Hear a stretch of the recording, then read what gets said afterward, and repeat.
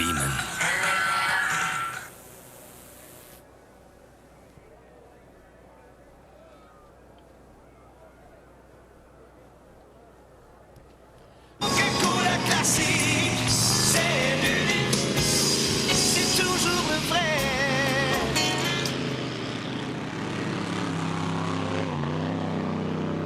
Pour nous donner les noms et ses commentaires sur les inscrits de la deuxième qualification Grand Prix, Roland Mayotte. Merci beaucoup, Robert Rivet. Deuxième qualification. Nous avons 6 embarcations dans la suite pour le départ. Voici la liste. Embarcation numéro 11. L'exécutif 5. Conducteur Daniel Brossoit de Saint-Timothée, qui a réalisé le deuxième temps le plus rapide hier en qualification. Embarcation numéro 14, le Bad Boy, conducteur Michael Jansen de Grand Island dans l'État de New York. Embarcation numéro 77, Freedom, du conducteur Kenneth Brody de Glenwood. Embarcation numéro 99, AMJ Caprol, conducteur Richard McPherson de Mississauga en Ontario. Embarcation numéro 200, le Lauterbach Special, conducteur Claude Campeau de Sainte-Barbe au Québec. Et l'embarcation numéro 242, le Dynasty, du conducteur Jean-Pierre Lessard de Louisville au Québec. Voilà la liste des 6 inscrits pour cette deuxième ronde de qualification. Le départ dans 2 minutes 50. Start of this 2 minutes 45 seconds away from the start of the second of 4 heats in the second day of qualification for the Grand Prix category. Le comité organisateur des Régates de Valleyfield est fier d'accueillir parmi ses commanditaires l'hôtel Valleyfield Delta. Nouvellement installé à Valleyfield, l'hôtel Valleyfield Delta s'implique déjà en apportant une aide financière aux 52e Régate internationale de Valleyfield. Le comité organisateur souhaite la bienvenue à l'hôtel Valleyfield Delta, notre nouvelle fierté à Valleyfield. Et l'hôtel Valleyfield Delta offrira un buffet chaud et froid ce soir de 17h à 22h pour seulement 7,95 $. Donnez un petit congé à votre épouse, à votre ami. Allez manger un buffet chaud et froid de l'hôtel Valleyfield Delta. Et la deuxième qualification du Grand Prix est une commandite de Shenley. Dans le cadre des épreuves de qualification pour le Grand Prix de Valleyfield, Shenley Canada est fier de s'associer aux régates internationales de Valleyfield. Si les bolides Grand Prix sont synonymes de vitesse, les produits Shenley méritent le Grand Prix de l'excellence. Que l'on pense à Carioca, le rhum au goût des îles, ou Troika, le caviar des vodkas. Shenley Canada se distingue par la qualité de ses spiritueux. Luc Mador, vice-président des opérations Shenley à l'usine de Valleyfield, souhaite bonne chance à tous les participants.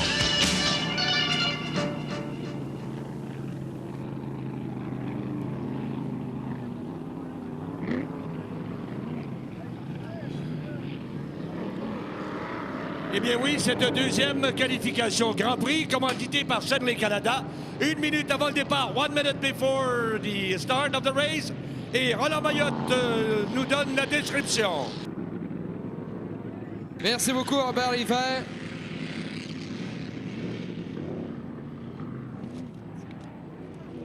À surveiller encore une fois dans cette épreuve, l'embarcation numéro 11, exécutif 5, du conducteur Daniel Brossoit de Saint-Timothée, qui a réalisé hier le deuxième temps le plus rapide en première journée de qualification. Brossoit est l'un de 3 Québécois qualifiés jusqu'à maintenant. Il reste encore 3 séances à venir. Départ dans 10 secondes. 10 seconds away from the start. Le départ sera bon. We're going to have a great start on this one. Et les voici. Et au départ, c'est Daniel Brossoit qui est en tête. Daniel Brossoit, l'exécutif 5 en tête au départ. Au premier virage. Et à la sortie du premier virage. C'est toujours Brossoit en tête avec l'exécutif 5.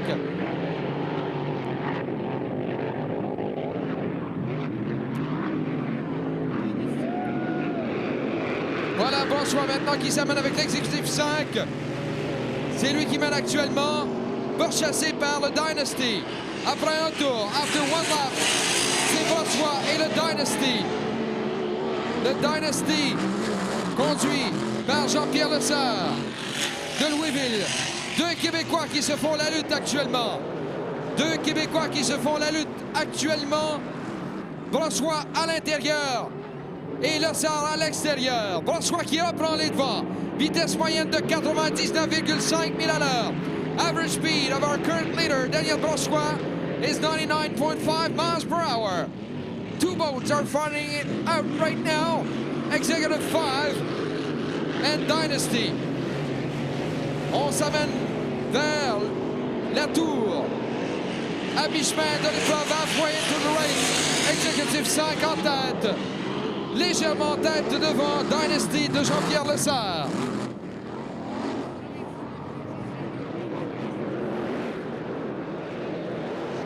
On contourne les voies oranges à l'extrémité est. C'est toujours une lutte à deux. Brossois et Lessard, deux Québécois. Exécutif 5, embarcation numéro 11 à l'intérieur. Le 242, le Dynasty de Jean-Pierre Lessard à l'extérieur. Autour des bouées, extrémité ouest maintenant. Toujours les deux mêmes en tête. L'exécutif 5 et le Dynasty. Et avec un tour à faire, one lap to go. Le Dynasty qui reprend les devants à l'extérieur. Avec Brossois à l'intérieur, toujours. Nez à nez maintenant, à la sortie du virage, nez à nez. L'exécutif 5 qui se maintient en tête. Brossois, toujours premier. À sa droite. Et maintenant, reprenant les devants pour quelques instants seulement. C'était Dynasty de Jean-Pierre Lessard. Lessard et Brossois, moins d'un demi-tour à faire dans le dernier droit. In the straight, coming home. Qui va l'emporter? Brossois ou Lessard? Brossois ou Lessard? C'est Brossois! L'exécutif 5. Daniel Brossois de Saint-Timothée qui l'emporte avec l'exécutif 5. Et un temps de 2 minutes 59 secondes. 2 minutes 59 seconds pour Daniel Brossois. Et une vitesse moyenne. Attendons voir pour la vitesse moyenne de Daniel Brossois. Mais quelle lutte entre deux Québécois. Daniel Brossois de Saint-Timothée et Jean-Pierre Lessard de Louisville se sont livrés une lutte incroyable du début à la fin. Et c'est finalement Brossois qui l'emporte avec son exécutif 5 devant le Dynasty de Jean-Pierre Lessard. Quelle course électrisante qui vous donne la chair de poule! Spectacle remarquable à faire par les deux pilotes du Québec. J'ai bien hâte d'entendre la vitesse moyenne dans cette épreuve. C'était la deuxième qualification Grand Prix de Selway Canada. Et on a lutté farouchement. Vitesse moyenne. Attention.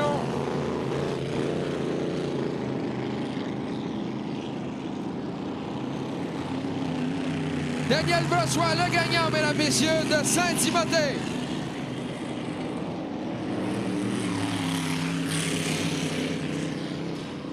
Et la vitesse moyenne du gagnant, 100,16 000 à l'heure. Daniel Brossois a franchi les 100 000 à l'heure en vitesse moyenne au cours de cette épreuve. Et quelle lutte! Ah! Average speed of our winner, 100.1 miles per hour. 100 000 à l'heure de vitesse moyenne pour le gagnant. Daniel Brossois, n'est-ce pas, de Saint-Timothée. Propriétaire du bateau et Michel Favreau. Le deuxième, c'est une lutte de tous les instants, n'est-ce pas? Par un nez. Les caisses populaires de Valleyfield, soit Saint-Esprit, Sacré-Cœur, Sainte-Eugène, Sainte-Cécile et Notre-Dame de Bellerive, s'unissent pour vous souhaiter la bienvenue aux régates de Valleyfield. Nos caisses populaires, tout en apportant une aide financière considérable, commanditent les estrades populaires des jardins, qui sont toujours remplies et qui sont bien placées d'ailleurs. Si vous avez besoin d'un prêt personnel, vos caisses populaires de Valleyfield sont à votre disposition. On parlait tantôt justement de l'hôtel Valleyfield Delta. Le directeur est Denis Lefebvre. Bienvenue à Denis Lefebvre. Davison et W.R. Grace et compagnie du Canada Limité est le commanditaire de l'une des qualifications Grand Prix. En plus, il commandite le nouveau billet d'admission. Davison, de par son apport aux régates de Valleyfield, permet aux organisateurs de présenter un spectacle de qualité. Le comité organisateur est heureux de l'initiative du directeur de Davison, M. Pierre Moreau, et il en remercie. Il reste encore 2 qualifications Grand Prix. Ne quittez pas. Ah. On va avoir encore des événements à se raconter au cours de la soirée. Et au cours de la soirée, d'après la dernière course, là, les spectateurs du boulevard du Havre sont invités à continuer la fête sous le chapiteau du terrain de Laston Hill, alors que le groupe musical Side Band vous gardera dans l'esprit des régates.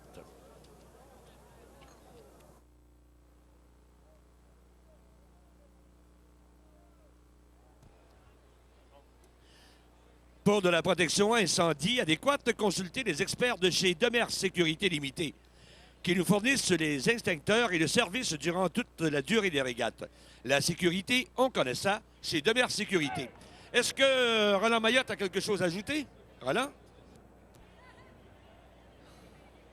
Alors, ça a été absolument remarquable, cette deuxième séance. Et comme l'a si bien dit Robert Hiver, il reste encore 2 épreuves avant la fin de cette journée. Et je tiens à vous souligner, mesdames, messieurs, que dans la prochaine épreuve, il y a une embarcation en feu là-bas, du côté de la jetée au Parc Marcille. Et il s'agit de quelle embarcation, juste? Voilà l'incendie. On voit sur l'écran Laurentide, mesdames, messieurs, l'incendie à bord de l'embarcation numéro 14, le Bad Boy. Le bateau est en feu actuellement.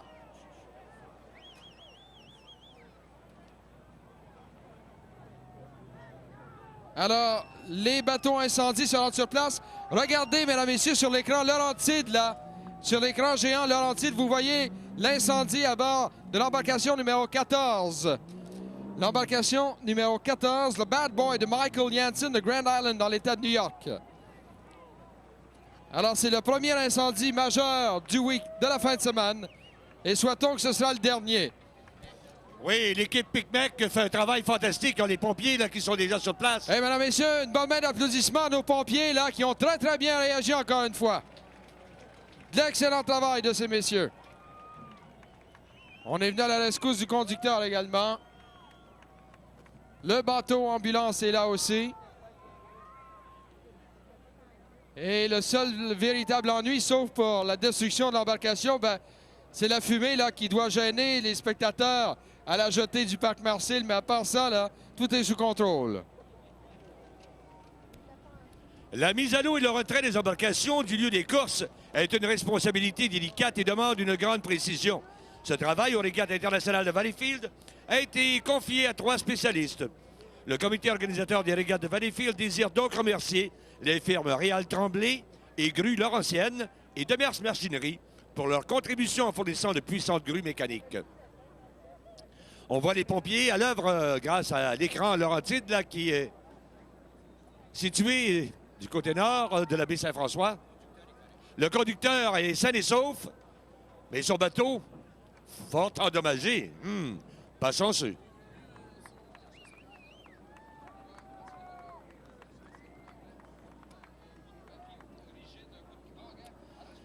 La grande poursuite exportée incorporée constitue certainement un des événements les plus enlevants des régates. La grande poursuite exportée incorporée, présentée immédiatement après le Grand Prix de Valleyfield demain après-midi, réunira les 3 champions du monde des classes 2.5 stock, 2.5 modifiés et 5 litres. Une grande poursuite qui se terminera au fil d'arrivée.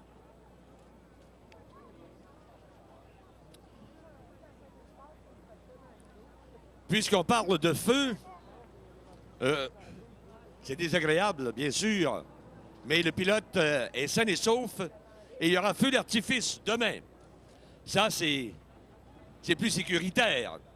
Devenu un événement annuel très attendu, le feu d'artifice clôturera encore cette année les régates internationales de Valleyfield. Cette année, le feu d'artifice est commandité par plusieurs marchands locaux, dont vous trouverez la liste complète dans le journal des régates. Cette nouveauté qui fait sensation, qui est distribuée partout gratuitement. Rappelons que le feu d'artifice prendra son départ, commencera demain au Parc Sauvé dès 22 h, le 8 juillet, demain.